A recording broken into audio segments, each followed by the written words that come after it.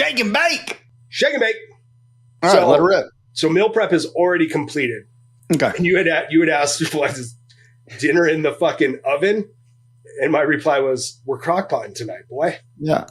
So we got the crock-pot Italian chicken pasta.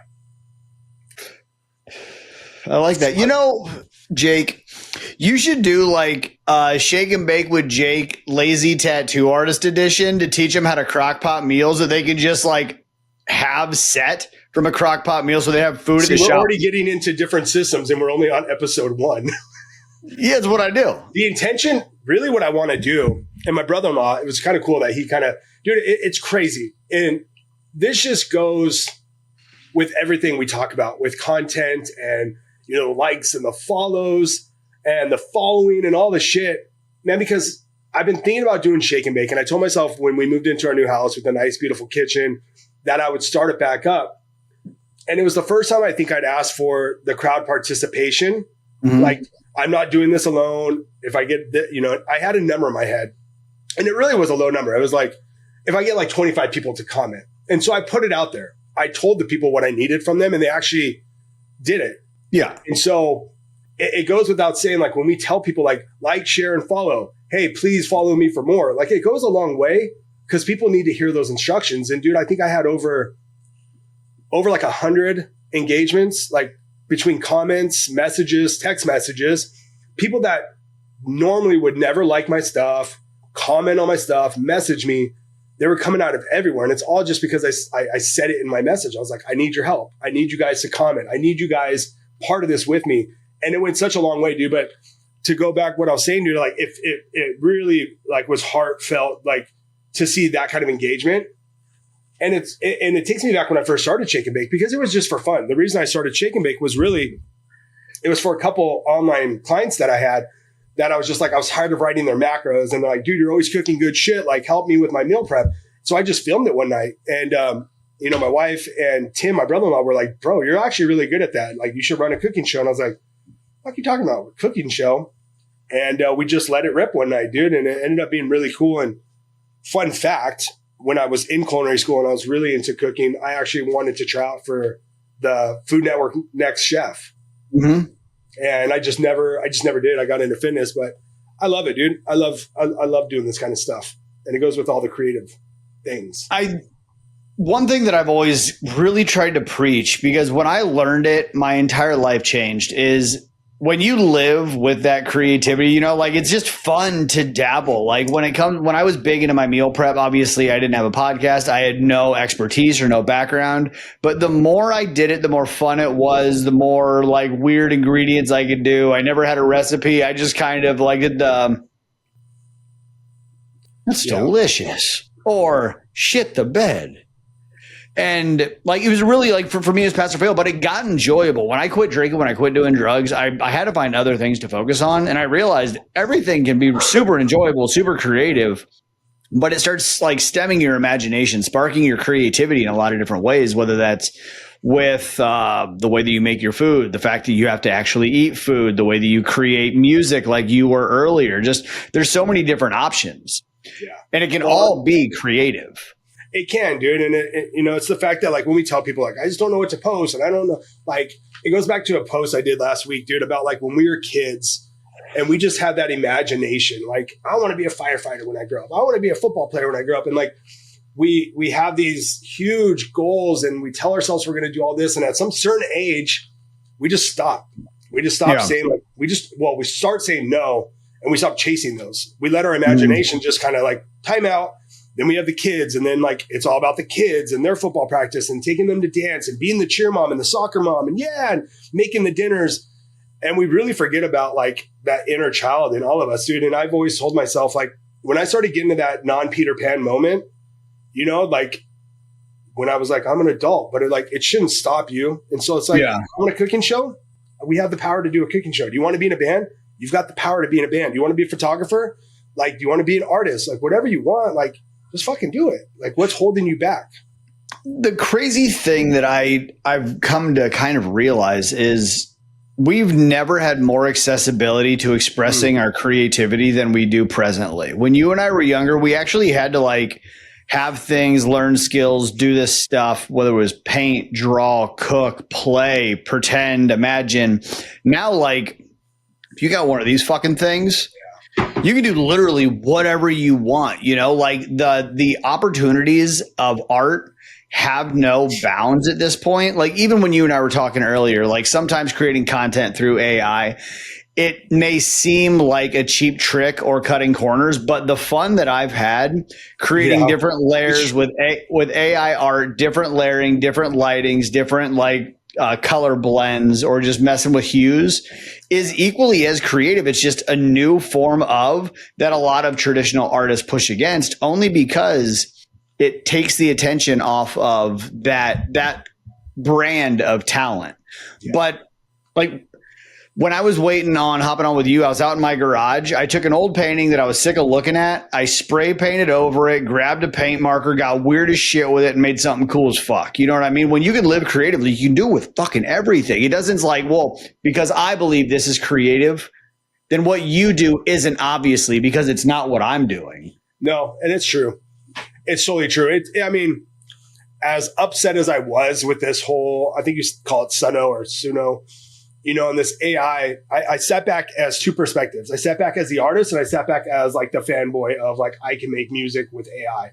Yeah. You know, and at first I was really like, fuck, man, this is going to be devastating for the music industry. But then I started thinking there's a lot of artists and a lot of talented artists out there that can't form a band, that don't have time to start a garage band or pick up the instrument. I feel a lot of these people that are creating should at least somehow take some kind of training or education on how to properly write or write music or play an instrument. But if you're somebody who just is creative and just wants to make a fun band or project, like, more fucking power to you. Because I would have utilized those tools 20 years ago. And now sitting here, I'm not a solo artist. I have access to multiple band members and producers and all the things. But when I'm sitting here and I just have writer's block, or I want to write a hardcore or metal song, or like you mentioned, a boy band, a pop song. That's right. I can do it. Like, I created like half an album the other night. And just like you said about putting the prompts and the cues and all the things into it, you still have to be somewhat creative when creating this song. Yeah. So I was like, hey, make me a hardcore song and make my vocal sound, you know, low and deep, and make sure it's, you know, I had to be like, hey, I want a low tune, beat down hardcore style song. I want it in drop D tuning. I need the breakdowns to be, you know, and I put the exact prompts that I wanted from one of my favorite songs, and it cloned my voice, and it came out pretty fucking good, dude.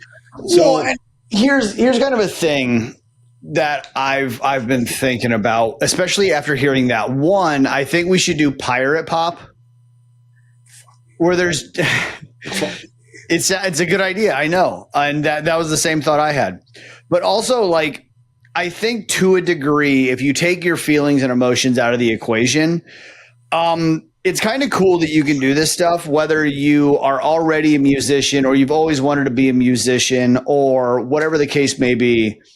Who gives a shit, man? Like, I haven't been paid to play for 20 years, but I still have my drum set up because I just genuinely love doing it.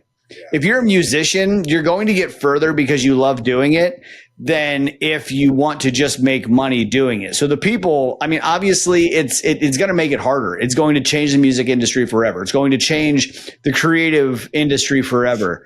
But what doesn't change in all industries in general? New tools, new opportunities, new scumbags, new bullshit. It's life, and it always has been. It's never we are not the chosen few to have our lives ripped out from under us because of new inventions and new like opportunities. Well, it's going to go back to the people that are going to get upset with it, or the people that are A, not putting the work in, B, that just are bitter because they're not going to fucking do it themselves. Yeah.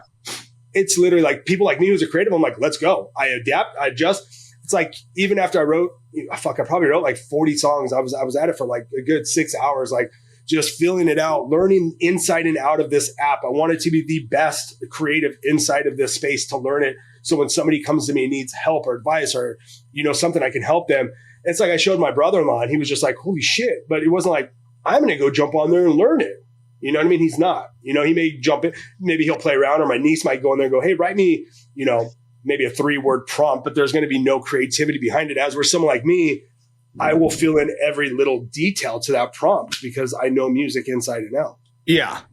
Well, and I mean, you will be a better producer of music through anything you touch because of your experiences than people who come right into it. But so I was talking to the guys from Hawthorne Heights 2 years ago, and they were talking about how they were just kind of front runners in utilizing social media as a tool and proper branding and marketing, which is why they're still so known in their industry, which is pretty watered down when it comes to like pop punk in general. There's not really much substance to it anymore. It's all pretty much rinse and repeat, which is what happens in most industries. But they've stood out because they learned the shit that worked. They did the shit that worked. They learned the new tools and what it was that was going to be occurring. And they're still doing a crap ton of shit. And when you look at music, like when it was, you had to be an amazing artist to be seen by someone who would eventually help you get seen by more people. Then like you look at the generation of AP magazine and all of those, then it went to social media. Then everybody was mad that TikTok made garage artists like super, super big. And there was SoundCloud and there was all these options. It's been an inevitable stage of growth. Everything is. But what will always last is a person's genuine approach and passion for what they do and the talent that they've been obligated to learn to get better at their craft. If you don't find passion in that because somebody else became a DJ in their mom's basement, that's still a you fucking problem. You're letting your emotions get in the way because your goal was, I don't know, making it big. Maybe your goal was money. Yeah. But I'm successful to me because I get the opportunity to fucking love everything I do. That's it. And the byproduct of all that is success, is money, is all that. But it was never really the goal. At least when I felt successful, it wasn't because I wanted money. It was because I fell in love with everything I got to do. Well, it goes back. I mean, and I first heard about this program a couple months back because one of my guitar players, I needed like some song adjustments for a project we've had for a year, but we're in different cities. We can't jam. So this makes it so applicable for us to just plug and play where I can throw my vocals onto a track and he can send me a full song that he wrote, and I'm able to put my lyrics to it and put the timing and the structure together. But I could have sat back and just been butthurt. Like, this isn't real. Back in my day, we had to do fuck. But what did I do? I went in and I fucking learned that app and I got really good at it because I wanted to adapt. I know the time's coming in. As much as I want to fight it, it's over. It's over. This is the way of music. I mean, what was the artist, dude? I told you about him a couple weeks ago, didn't I? That used this AI. It's Rusty, Breaking Rust, or Rust, the country artist. Oh, yeah. You mentioned it. Breaking Rust. So fully AI country singer. I mean, the looks. Oh, I started playing. That scared me. Can you hear this? Yeah.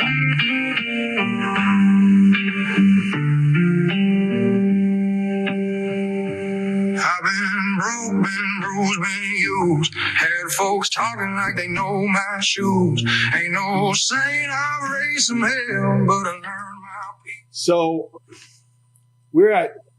I'll go back to him. 2.9 million monthly listeners.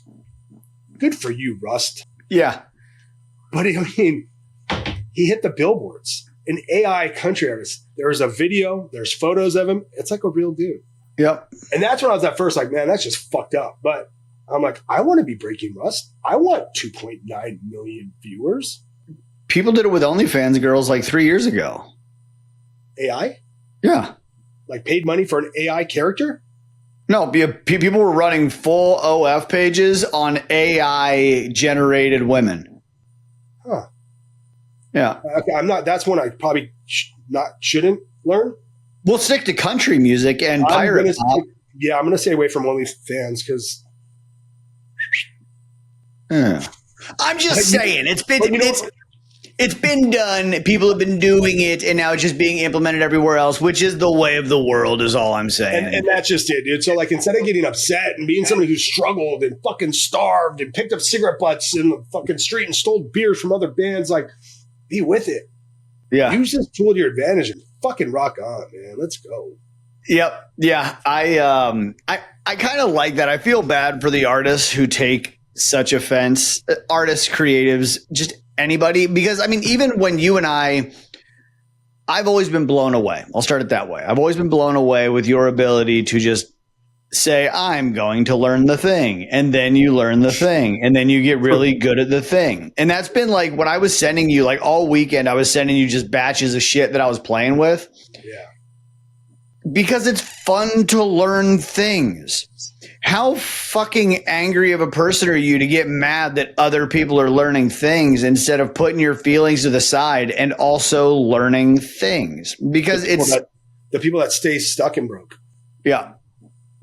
Yeah. Like it or not. I mean, especially as a tattoo artist, or I don't know, like it's fascinating because I was even toying with when I do commission art and somebody sends me a photo that they want me to paint of them. Like I get paid a lot of money to do commission art and they send me the worst photos you could ever fucking imagine.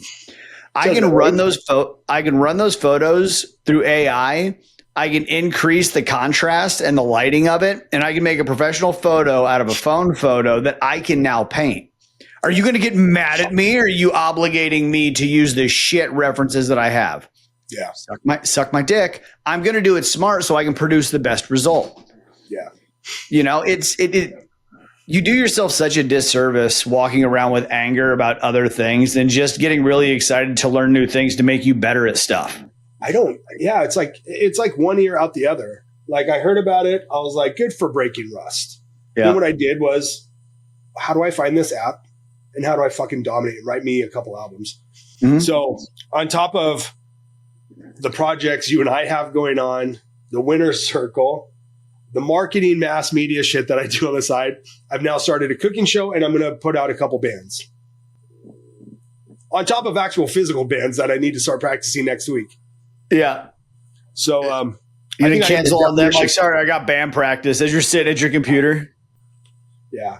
So I think I'm like the 2025 version of a fucking creative right now, dude. Yeah. I love that. It's an honor to work with you, big guy. Oh, yeah.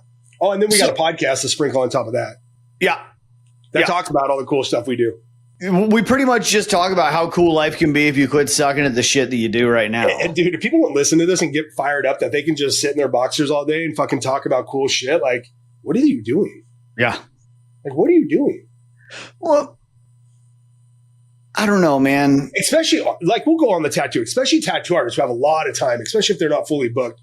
Yeah. Like, start the podcast, make the cooking show. That's what's great about our community, dude, is like just these last 5 weeks, the mind shift that our clients, I should say our friends and our community have developed just in a 5-week transitional period, going from just tattoo artists now to releasing paints, going to paint expos. Starting what is Jacob's thing? Starting the leather. Oh yeah, he's like tattooing leather products for people across the board and shit. I mean, Bob's got a few things. I mean, it's so awesome to see, just being that voice of reason of like, cool, you're a tattoo artist. What else do you do? What do you mean? I just tattoo people. Yeah. Well, do you like? Are you into photography? Do you like cooking? Do you go to the gym? Well, I mean, fucking run it. Like, yeah, I can do that. It's like we have to give them permission to be full creatives. Well, and partly it's because they've been hardwired to believe that tattooing is a lifestyle, and they've been trained that like you will eat, sleep, and breathe this and only this. And now it's almost uncomfortable for them to imagine them doing anything else. And the minute they start, they get that spark again for the enjoyment of creativity. Like, look at everybody in the community. Now they're all obligated to think of a secondary business they can build to create additional revenue or just express themselves, which makes their tattoos better in general. Yeah. You know, all the pushback that I get when it comes to like when I create something with AI for the Force. My big thing is on my tattoo page, I don't give a shit about another tattoo artist's opinion because you're not going to pay me. You're just an opinion. When I do the same thing on the Force and I create an AI post and it still takes some nuance, some dialing in, I don't care if you don't like it. You're not even sitting around painting right now. You're just bitching online about stuff. Yeah. Go do something. Well, I used to be a fan of the saying, a jack of all trades, but a master at none. And then I took it to offense. Then I said, well, why can't I be a jack of all trades and the master of all? Yeah. And really that's shifted my confidence because maybe, okay, I'll take that back. Maybe I'm not the master of all, but goddamn, I'll put everything into it until I am. And you're mastering all. Mastering all. Yeah.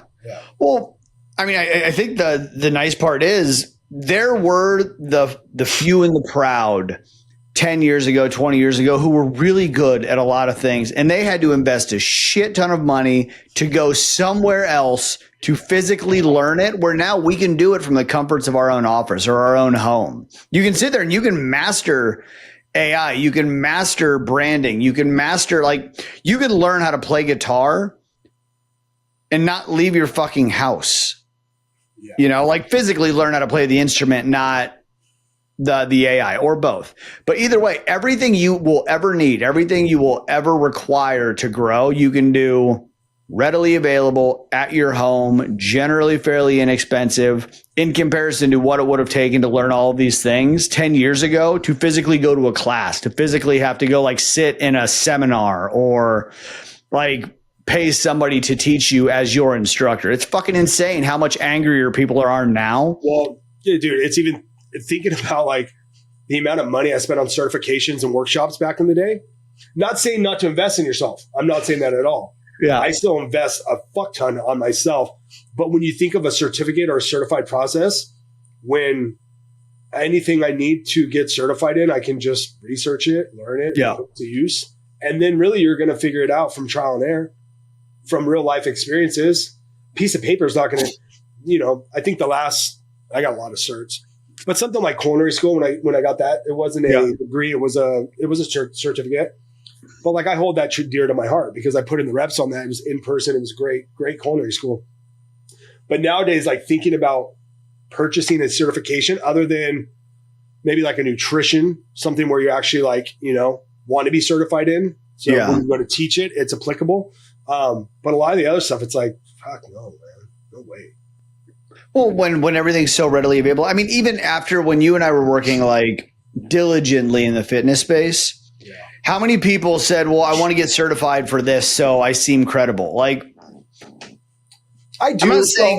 I'm not saying don't learn more, but I am saying that your education can be a lot more thorough when you know exactly what it is you want to learn, so you won't have to find the perfect package. You can design the perfect package. I will say now, I have eaten my words because being in the fitness space for so long and watching so many quote unquote new online coaches coming into the space with zero fucking education and having them to walk through just the basics that you would get from an ISSA or an NASM certification. Yeah.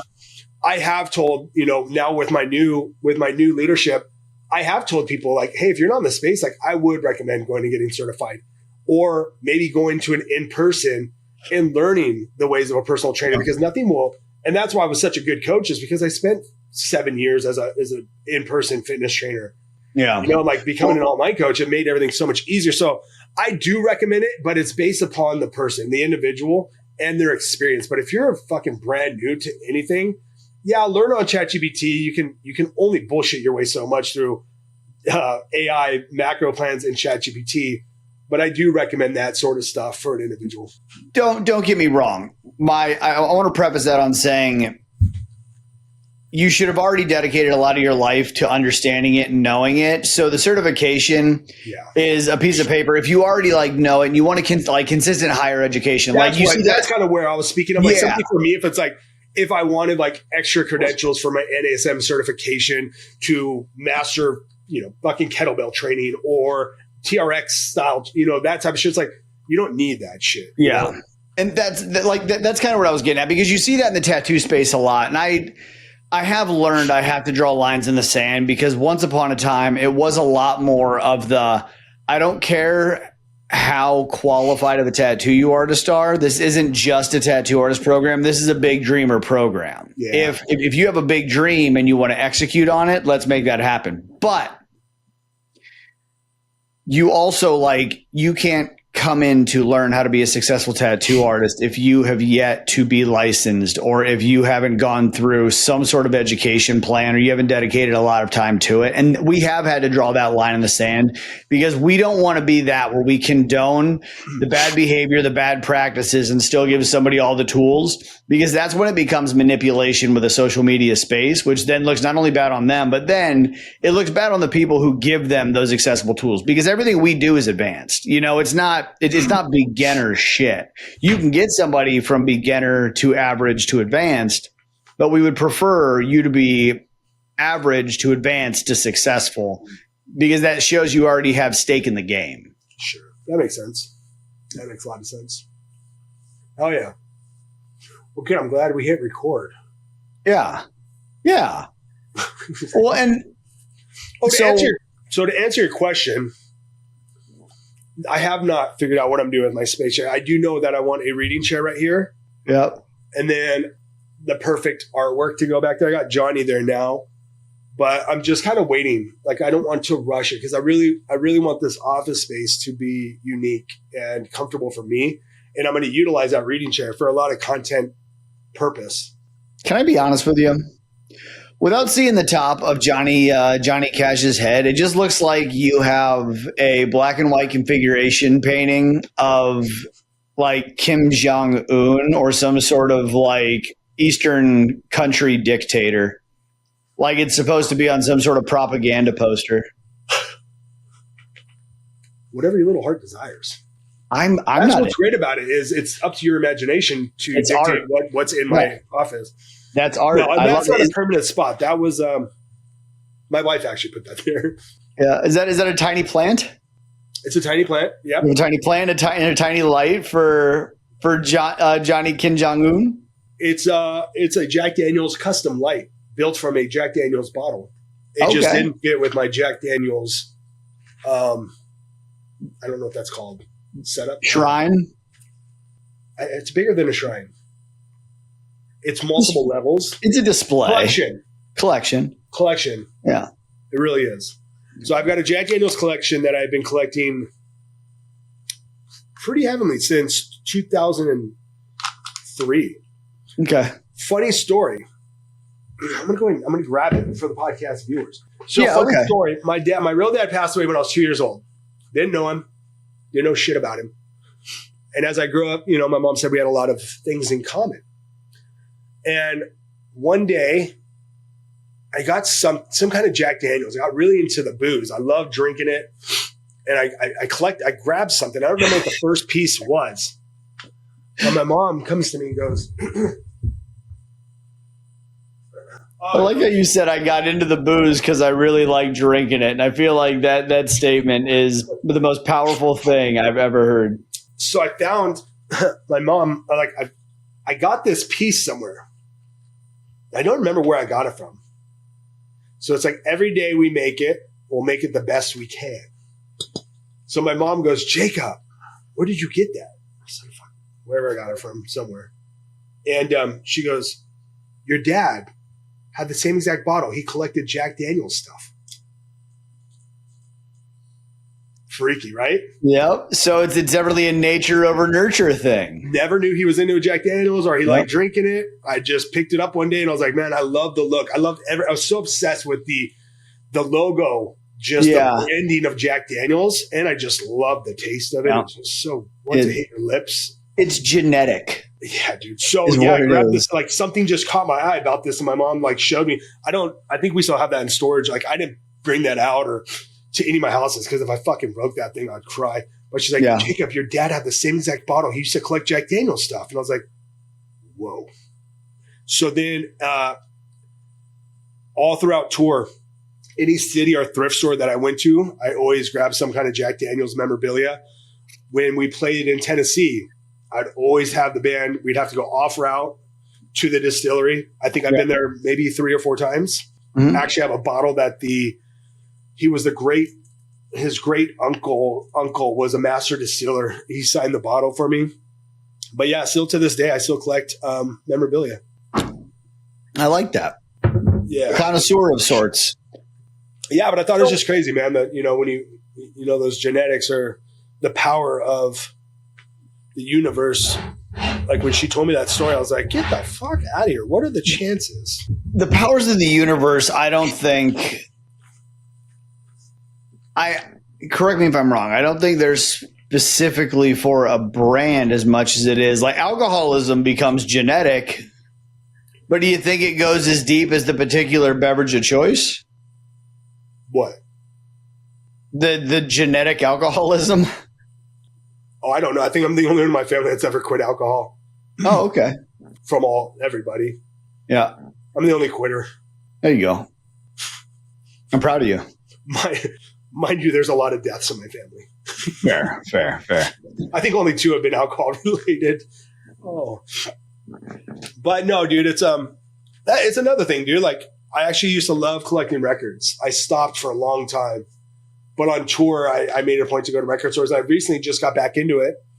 And that was part of, I actually bought the Black Flag Damaged album because I was always obsessed with that artwork. And I had it up in my band house. I had it at 2 of my other houses. And I actually bought some record frames. So I was going to do like a record wall.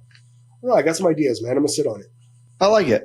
But well, tell me this, because this is something that I've talked about on some of our calls, is brand archetypes and like the nuances of branding. So you had said you really like the branding of Jack Daniels, like I'm sure it's the white on black. It's the square number 7. Yep, the bold lettering, the number 7, the curly Q filigrees that really frame everything in nicely. It's got a nice like southern vibe to it. But I don't think people understand that they purchase products based on branding. Almost like, I don't want to say specifically, but people purchase products based on the branding and the way that it speaks to them as the consumer, almost more than they do the actual quality of the product. Hold an RC Cola and you hold a Coca-Cola can. Which one's more eye appealing? Yeah. Well, and also like culturally, there's a character type that buys Coca-Cola. There's a character type that buys RC Cola. Sometimes it's because in your region, it's what's there more currently. They're like, if you look at and for you, it's Faygo, right? No, not necessarily, because I'm not a poor person, but it is still cultural. I always mistake your state with Ohio. Everyone does. We get Ohio and Idaho all the time. But yeah, it's like we're not known for Faygo or potatoes. Be a lot cooler if you were. Would. You got Slipknot, so we're now known for corn and Slipknot. Like corn, the band, or the food? Because my corn is from Bakersfield and Huntington. The food. Okay. Yeah. Not the K. Not with a K. But when you I mean, the 2 together, you think 2 bands. Yeah, absolutely. That makes a lot more sense now. Actually, can you add corn on the cob next time you do that reference? Yep. Okay. Yep. But branding, I think, is extremely important for all things, because you never see a reputable brand have 100 different logos. They're not going to pivot every 6 months and keep people on their toes. They're going to keep it consistent. They could even go as far as change the recipe, sell additional products, but it's always under the same branding, and it's always under this like a pretty similar marketing strategy, because people build trust around consistency. So Jack Daniels, if they've done anything, minor pivots because of how quick they can produce a label. But look what happened to just name a brand that has changed their logo and lost all of their hype because of it when they modernized their approach and their branding. Well, dude, it's like you just said. Jack Daniels has not. I mean, I've got thousands of pieces of Jack Daniels. I mean, let's look at a release from them. I got this 3 years ago. Let's take a look at their Frank Sinatra edition. Okay, this is the Frank Sinatra bottle. Mm-hmm. Look at the logo. Yep. Same shield. It just added Sinatra. Yeah. You know what I mean? Like, look at this packaging. It's not overdone with it's all on brand. Same shield. The only thing they took off was number 7 because it's a different brew. But I mean, even to like, this is when we talk about experience. This bottle wasn't that great. You know what I mean? I don't think I can get this out. Yeah, I can't get this fucking, nor have I gotten this book out. but it comes with a little book, and this has a bunch of like Frank Sinatra stuff on there. But I mean, let's just talk about the experience. Like, this makes me want to drink again. This makes me want to go get a bottle of Sinatra because of how lovely this is. Do you think that while you drink it, Frank Sinatra plays in your head? Absolutely. Or I turned it on. Prove it. Never mind. The bottle's gone. I drank this a long time ago. Okay. Yeah, no, I didn't save this for my first son's wedding anniversary. Like, this was like... Yeah, just open it and it starts playing. This was one of the first gifts my brother-in-law got me when he knew I was a big Jack Daniels guy. And this, I think, was drinking... This was not mixed with fucking cola. Okay? Or RC, okay? We didn't mix or Faygo. This wasn't... Okay, this was poured. This was poured on a special shaped ice cube, okay? Yeah. Drinking slowly with a pinky up. But no, there was an experience drinking this, dude. Like, it was great. Like, I'm dead serious. I'm like, this would be one of the only things that got me drinking again is like soft cocktails like that or an old fashioned. Yeah. The back to the experience is like the experience of this bottle over a 1995 of Jack, like all day. Yeah. Yeah. Well, and I think to circle back to like a conversation that we always talk about, packaging and branding, like packaging is equally as important. When I like working with Flag and being really, really into their brand, not just the stuff they make, but what they represent, what they stand for. Their packaging is the best packaging you will ever find for an apparel company because the way that they box it, the way that they package it, what they even put with their tags are all part of their packaging that make people fall in love with it even more before you even get the shirt or the pants or the whatever out. And people don't realize that as a tattoo artist, there's a proper way to package the product. And that can be through the experience. It can be through a to-go bag. It can be through the way that you describe your pre-care, your post-care, your aftercare products that you use. The packaging, it's so insane, but people don't ever think about it. They just think, I just do the thing. And Jack Daniels, Flag Nor Fail, Harley Davidson, Liquid Death, Death Wish Coffee, name like reputable brands, Nike. It's never just about I do the thing. It's about all of it that goes into it. It becomes a mission. It becomes something that represents something. It becomes something people can get behind. And that's why cultures fall in love with this shit. It's not just because of the thing. It's because of the brand and the packaging and the mission of it all. And to be honest, I mean, you can see my excitement just from things like this, and that's what grabs my attention, and that's why I'm so. What's the word I'm looking for, man? I pound it into my clients and our clients in our community's head is because you're not just an online coach, you're not just a tattoo artist, you're not just a musician, you're not just a mom or dad. Like, you have the gift and the power to be the best mom and dad. Yeah. You have the power to be the best online coach. You have the power to be the best tattoo artist. And that starts through mission statement, brand identity, your persona. Like, and I used to take it very lightly when I taught people this. And now I'm very hesitant. I'm very I'm strong on this opinion is like, be the fucking best you can be at that. I think into it and make your experience a Jack Daniels fucking experience. One thing that we need to get better at, I think, and it's not without trying, but I think it's about like that video I'd sent you earlier. Sometimes you're just saying the wrong shit and you're speaking the wrong language. The intent may be there. The value may be there. The passion may be there. You're just speaking French to people who are trying to hear some other language. But I don't think people always gather the value of the mission statement and the like the hero's journey, because I think most people just believe I'm here to learn business. So this is the mission statement I've written because I think it's what people want to hear, not because it comes from your experiences in your heart. You know, and that's something that people need to realize is your business can only grow as far as you're willing to go. And the only way you can create a mission statement that is relatable to your clients isn't because you're trying to do it for your clients, is because it's genuinely the mission that you're on. It comes from the story that you've lived, the story you wish to tell. Yeah. It really does. Yeah. It does. And that's why I put so much in everything I do now.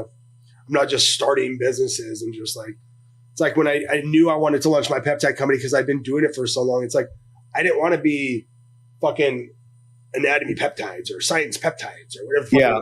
I wanted to be the black sheep of the peptide world. I wanted black, neon, bold colors in your face, a mission statement from fucking outer space. I thought galaxy and stars and cool shit, you know? You nailed it. I did. Well, and I wanted a brand that I could be proud of. I didn't want this shirt to say scientific peptides.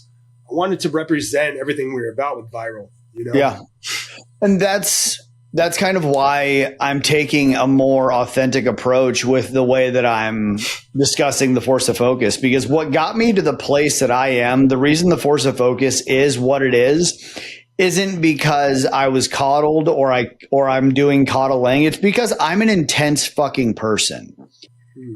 And the more it's like the more I discuss it being a luxury experience and working with luxury consumers, the more that it's kind of not aligned with who I genuinely am. I work with luxury clients, but it's because they understand the fact that I give more of a fuck about what it is they get than I do about what it's going to give me.